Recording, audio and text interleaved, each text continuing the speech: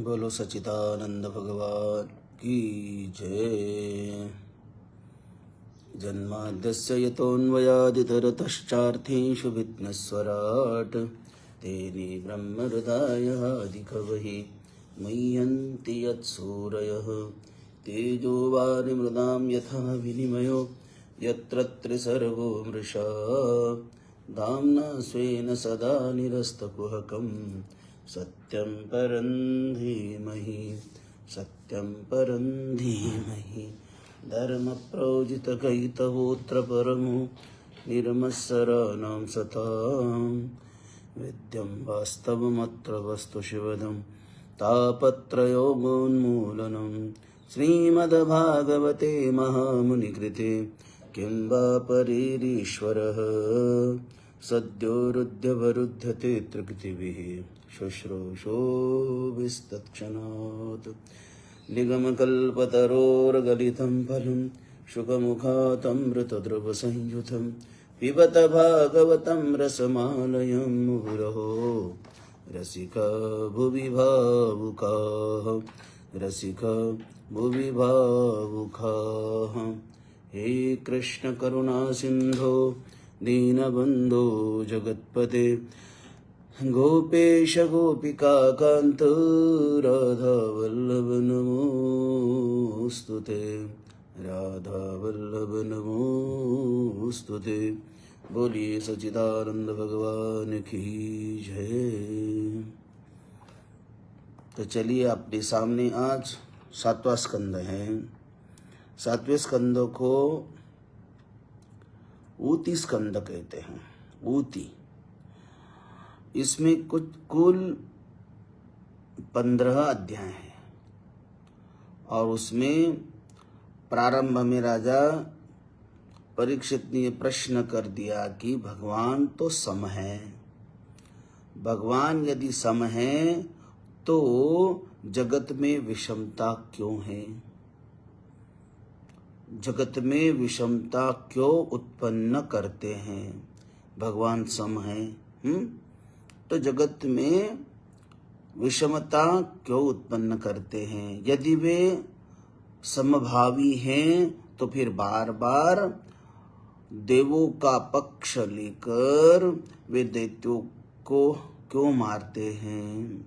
यदि ईश्वर हैं तो फिर विषमता वे क्यों करते हैं। भगवान ने वृत्रासुर का वध क्यों किया फिर क्यों किया? क्योंकि वृत्रासुर भगवत भक्त था। भगवान ने वृत्रासुर का वध क्यों किया? तो सुखदेव जी कहते हैं, हे राजन, क्रिया में भले ही कदाचित विषमता हो भी जाए किंतु भाव में तो नहीं होना चाहिए। क्रिया में विषमता हो जाए लेकिन उसके भाव में विषमता नहीं होना चाहिए। तो समता अद्वैत भाव से ही होती है। क्रिया में वह असंभव है। क्रिया में तो वह संभाव्य ही नहीं है। क्रिया में तो विषमता ही रहेगी। कोई भी क्रिया हो उसमें विषमता ही रहेगी। अतः भाव में समता रखनी ही चाहिए और क्रिया में विषमता होती ही है। अतः भाव में समता होनी चाहिए। घर में माता पिता पत्नी संतान आदि होते हैं, सब होते हैं, सारे रिश्तेदार होते हैं।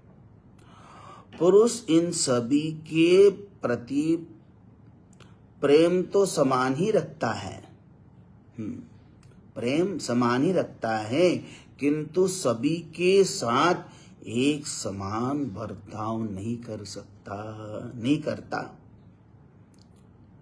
यह माता को तो वंदन कर सकेगा परंतु पुत्र को नहीं,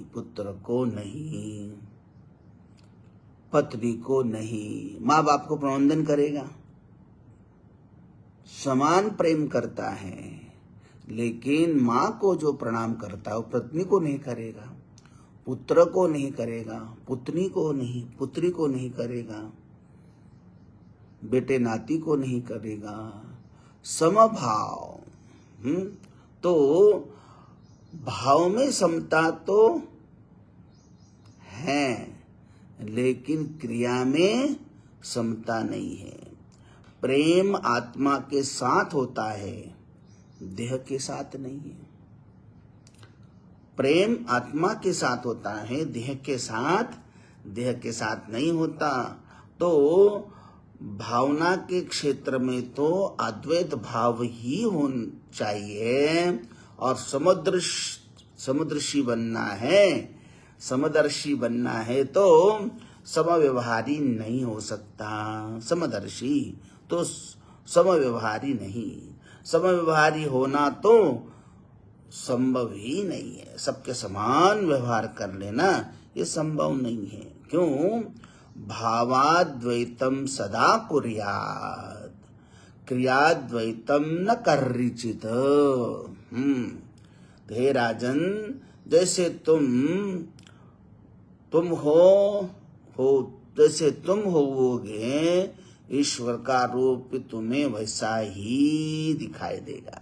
जैसे हम हैं वैसे ही हमारी दृष्टि है, वैसे ईश्वर का रूप भी वैसे ही हमें दिखेगा। ईश्वर कोई एक निश्चित स्वरूप में नहीं है। ईश्वर का कोई एक निश्चित स्वरूप नहीं है।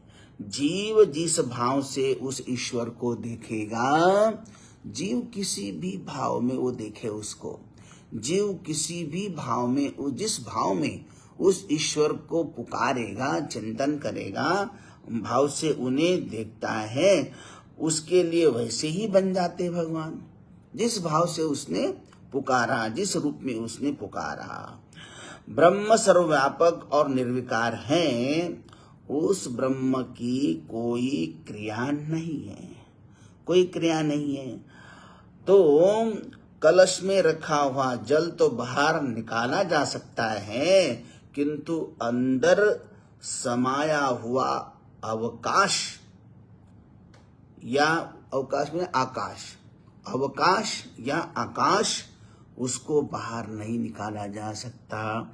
घड़े में जल तो बाहर निकाल कर पी लोगे, लेकिन भीतर जो अवकाश माने आकाश या पेश हो, उस पेश को आप कैसे निकाल सकोगे? नहीं निकाल सकते। तो ईश्वर को कोई व्यवहार बाहर नहीं निकाल सकता, जैसे आकाश को उस घड़े के भीतर से कोई बाहर निकाल नहीं सकता, क्योंकि वो बाहर भी है, भीतर भी है, सब जगह है। तो नहीं निकाला जा सकता, क्योंकि ईश्वर निष्क्रिय है। ईश्वर निष्क्रिय है, माया के कारण उनमें क्रिया का आभास होता है, पर वास्तव में भगवान में कुछ भी नहीं, वास्तव में भगवान कुछ भी नहीं करते, अतः उनमें विषमता नहीं है। कोई ईश्वर में विषमता नहीं है। अग्नि निराकार है, अग्नि निराकार है, फिर भी जब लकड़ी को जलाता है, जब लकड़ी जलती है, तो लकड़ी जैसा वो आकार अग्नि का भी भाषित होता है। लकड़ी को जब कोई अग्नि जला रही हो, तो जैसी लकड़ी है वैसे ही अग्नि का रूप उस लकड़ी के अनुरूप दिखता है, भाषित होता है। उपाधि के कारण आकार का भास होता है उस अग्नि में, लेकिन अग्नि को कोई आकार होता ही नहीं, अग्नि का कोई आकार नहीं है। तो केवल लेकिन उस उपाधि के कारण, उस लकड़ी का उपाधि, अगर कोई मकान जल रहा है तो मकान के आकार का वो अग्नि दिखेगा, कोई भी चीज जल रहा है, जिस झोपड़ी जल रही है तो झोपड़ी जैसा वो अग्नि का आकार दिखेगा, वो भास होता है। कारण का वो उस उपाधि के कारण उस अग्नि का आकार का भास होता है। ईश्वर क्रिया तो नहीं कर सकते हैं परंतु लीला कर सकते हैं। हाँ, ईश्वर भगवान जो है क्रिया तो नहीं कर सकते हैं परंतु लीला मात्र कर सकते हैं। ईश्वर निष्क्रिय है, यह बात सच है, किंतु यह भी उतना ही सच है कि वे लीला करते हैं, लीला करते हैं। जिस क्रिया में क्रिया का अभिमान नहीं होता, जिस क्रिया में क्रिया का अभिमान नहीं होता उसी को कहेंगे लीला।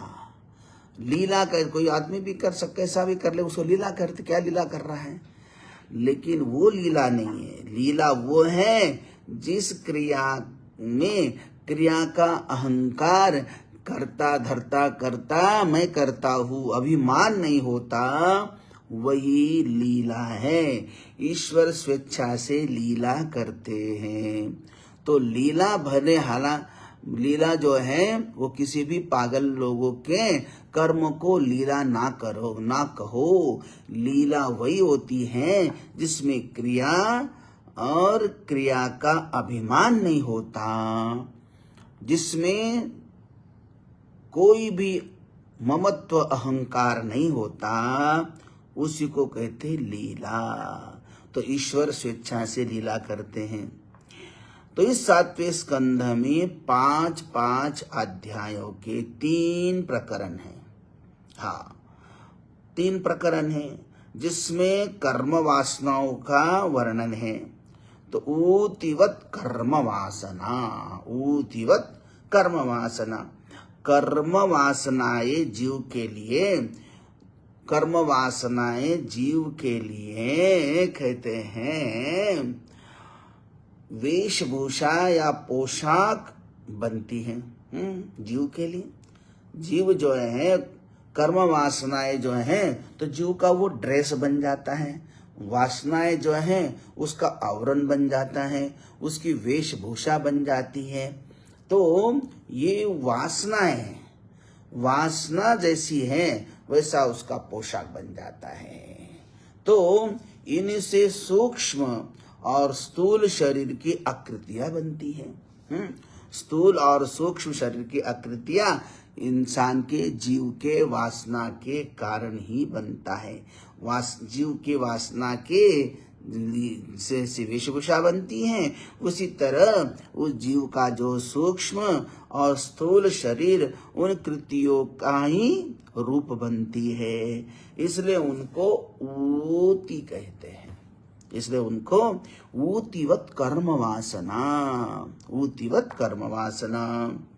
तो इस तरह जो है वासनाएं के जीव के लिए वेशभूषा या पोशाक बनती हैं, तो सूक्ष्म और स्थूल शरीर भी उनकी आकृतियों की बनती हैं। तो उसी को इसलिए उनको ऊति कहते हैं। तो देखो ये 3 प्रकरण क्या है। तो उसमें पहला प्रकरण है असुर वासना। इसलिए पहले 5 अध्यायों में हिरण्यकश्यपु की वासना से असुर वासना का वर्णन है। हिरण्यकश्यपु की, तो हिरण्यकश्यप की जो वासना है वो जो है उसका चरित्र है, उसकी जो कथा है उस असुर वासना का वर्णन उस कथा के रूप में वो असुर वासना का वर्णन है। दूसरी है दैव वासना। दैव, उसके बाद के 5 अध्यायों में प्रहलाद की जो है प्रधानता से दैत्य वासना का वर्णन है। तो असुर वासना, दैव वासना, हाँ, ये दूसरी जो पहली असुर वासना हिरण्यकश्यपु का कथा, फिर दैव वासना उसके 5 अध्यायों में जो प्रहलाद की जो है प्रधानता से जो वासना तो दैव वासना उसको कहो, वर्णन आता है। और जो तीसरी है वो है मानव वासना। अंत में 5 अध्यायों में युधिष्ठिर की प्रधानता से, तो युधिष्ठिर की प्रधानता से मानव वासना का वर्णन है। तो हो गया असुर वासना, दैव वासना और मानव वासना। तो पहले जो हम देखते हैं असुर वासना, तो इसमें प्रहलाद जी का चरित्र आता है। तो इनमें असुर वासना, दैव वासना का हमको बोध होता रहेगा। तो परीक्षित जी ने पूछा, सुखदेव जी से पूछा, भगवान हिरण्यकश्यपु अपने ही प्यारे पुत्र प्रहलाद से इतना द्वेष क्यों करता था, क्यों किया? प्रहलाद तो बड़े महात्मा थे, बड़े संत थे, बड़े प्यारे थे, तो उनसे उन्होंने शत्रुता क्यों कर ली? तो पिता ने ही उनसे शत्रुता क्यों कर दी?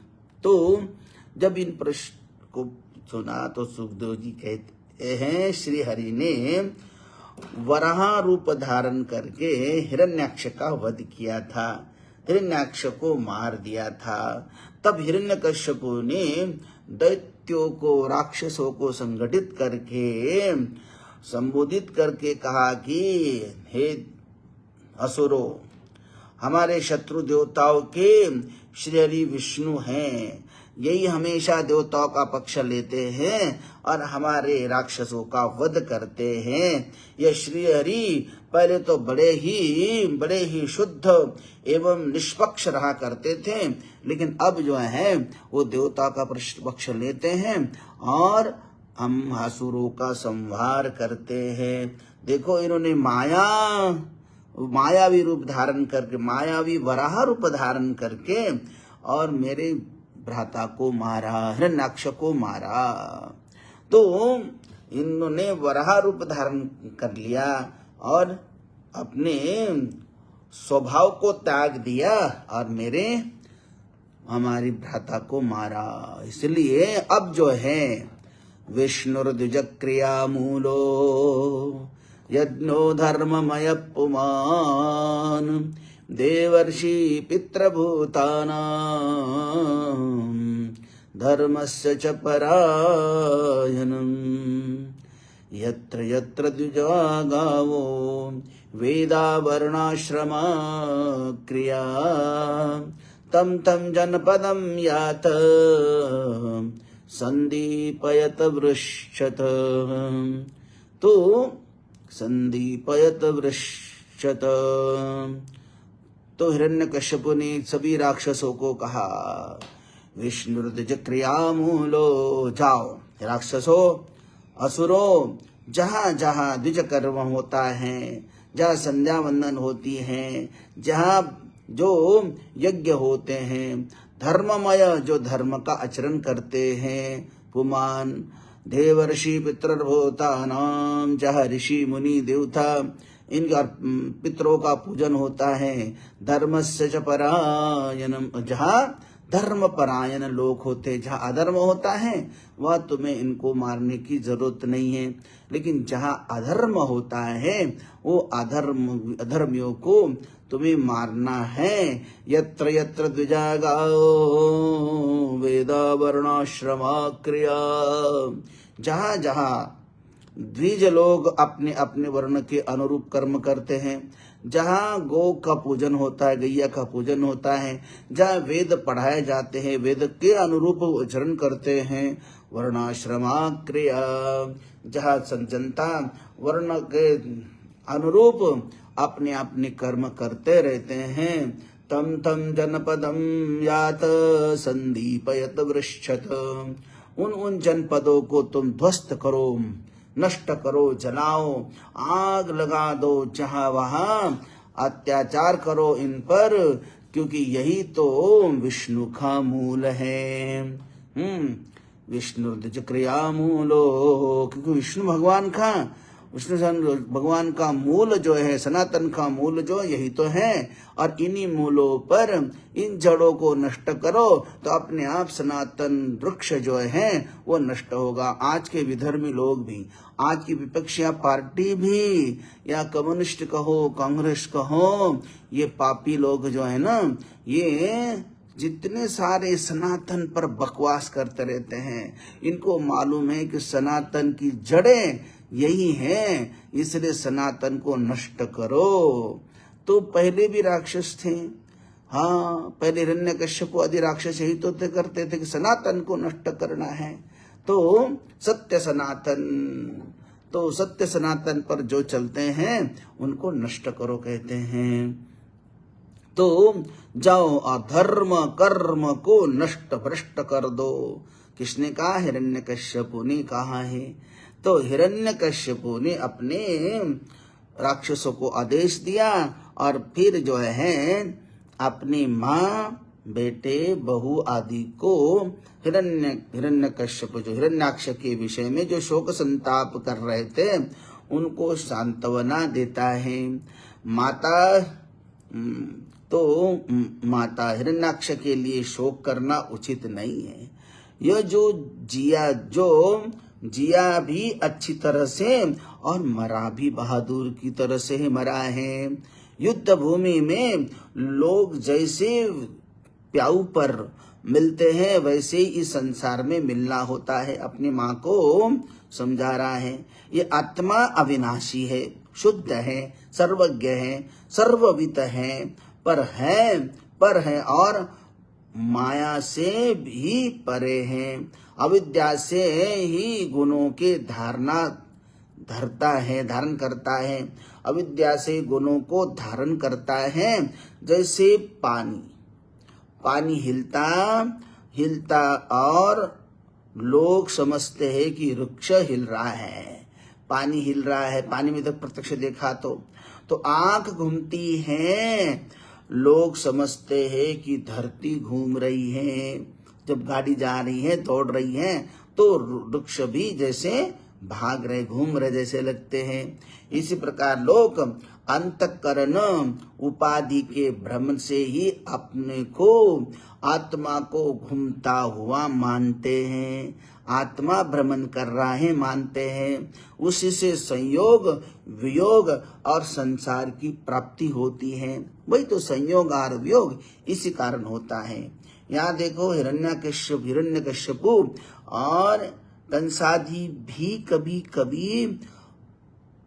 कभी औपनिषद उपदेश का नित्य शुद्ध आत्मा के स्वरूप का वर्णन करते हैं। कंस भी देखो वहां समय जब देवकी के 6 पुत्र को मारा तो वसुदेव देवकी को उपदेश दे रहा था। आज यहाँ पर भी हिरण्यकश्यप देखो बड़ा शुद्ध उपदेश देता है। हाँ, तो ये आत्मवादी हो जाते हैं। तो कोई आत्मवादी ये तो होते हैं तो, परंतु इनका स्वभाव ऐसा है कि जब दूसरों पर दुख पड़े तब कहेंगे कि दुख की सत्ता ही नहीं है, और अपने पर दुख पड़े तो कहेंगे कि हाय हाय मैं बड़ा दुखी हूँ। दूसरों पर तो दुख आता है तो दुख की सत्ता ही नहीं है। तो हिरण्यकश्यपु जो है तो अनेक ऐसे कथा सुनाता रहता है, वो बात उपदेश करता रहता है। तो एक तो भागवत में आता है हिरण्यकश्यपु उसी नर की कथा सुनाता है अपने परिवार को।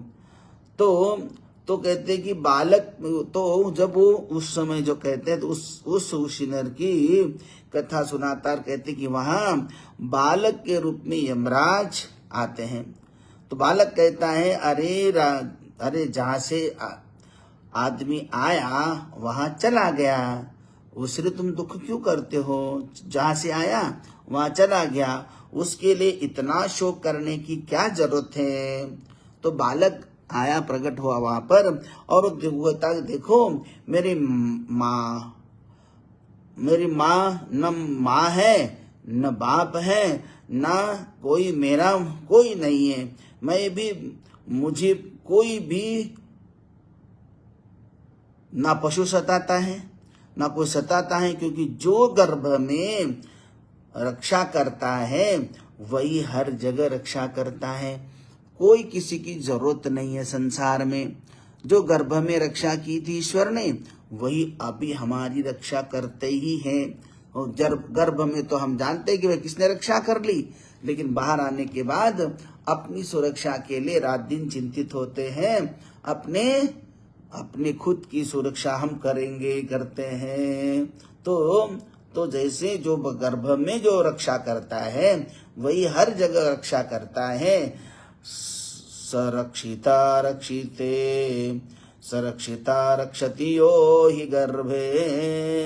गर्भ में आने वाले शिशु के लिए पहले से ही जगत बनाई हुई गई होती है। तो गर्भ में सारी उसकी व्यवस्था बनाई गई रहती है। गर्भ में जैसी जगह बनाई थी वैसी बाहर भी उसको सब कुछ बनाया जाता है। सोचो तो सही, माता के शरीर में, बच्चे के शरीर में नली कौन जोड़ देता है? कौन जोड़ देता है? इससे कि उसको खाना पीना समय पर मिल जाए। उसके लिए माता के स्तनों में दूध कौन भेजता है? वो अंदर नली के माध्यम से फूड कौन भेजता है?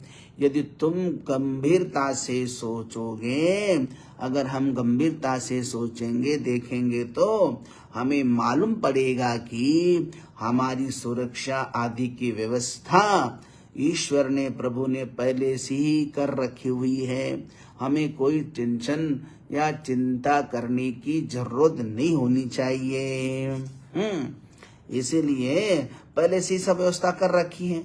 लेकिन जीवात्मा जैसे जैसे बड़ा हो जाता है, जन्मता है, फिर बड़ा होता है, तो उसकी चिंता है बढ़ती जाती है।